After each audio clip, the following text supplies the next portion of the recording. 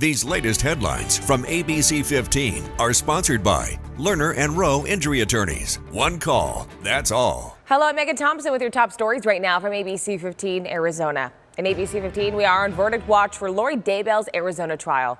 The jury is set to decide whether or not Del is guilty of conspiring to kill her fourth husband, Charles Vallow, with her brother's help. Closing arguments wrapped up in the courtroom on Monday. Del is trying to convince the jury they were acting in self-defense. Prosecution is trying to prove otherwise. We also know that Charles Vallow was not accidentally shot. She told the police she was there. She knows that her brother intentionally shot him. Of course, they want to claim it's self-defense. There's no accident about that when you shoot someone twice. ABC15 has been covering that trial extensively for you. Our team coverage will continue as the verdict comes down. You can stream our coverage live on ABC15.com and the ABC15 streaming app. As many high school seniors weigh the next stage of their lives, the steep cost of education can be a major barrier for students and families. But as more schools offer free tuition programs, students are seeing more opportunity. Scripps News Group's Dan Grossman explains. For millions of Americans, student debt can be a weight they just can't seem to shake.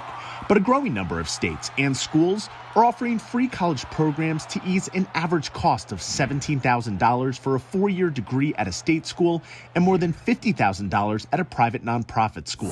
Sandy Baum is a higher education economist with the Urban Institute.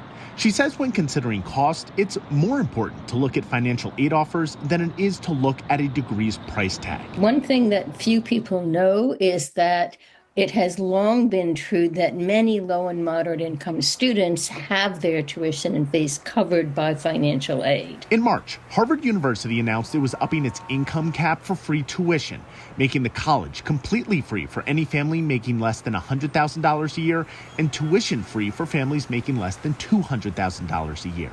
MIT also did something similar last year, joining Princeton and St. John's College, among others.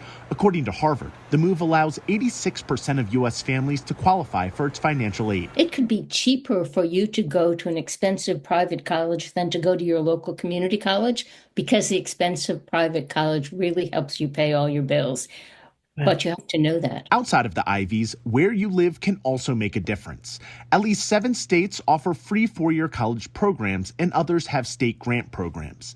It allows families to now consider schools they might have thought were out of reach only a few years ago. Some are really significant. If you live in California, you might get a huge, or Minnesota, you might get a really big state grant. If you live in New Hampshire, you're not going to be so lucky in terms of state grant aid, but that can make a big difference. The help goes all the way to community college, as more than 30 states also offer free community college tuition, which can be a good option for students looking for a certificate or associate's degree. In our next budget, let's make the first 2 years of community college in Michigan tuition-free for every high school graduate. In the end, Baum urges students to do their homework to see what's available and consider all options, saying in most cases the investment is worth it. I think there's much more money out there to help students than people tend to think. Dan Grossman, Scripps News Group. Now to an Operation Safe Roads report. Governor Katie Hobbs proclaiming this week Arizona Work Zone Awareness Week, acknowledging the risks our road workers are facing. Since 2020, at least 75 people have been killed in work zone related crashes on Arizona roads. The governor calling on drivers to follow instructions on signs, obey the speed limits, and avoid distractions while driving.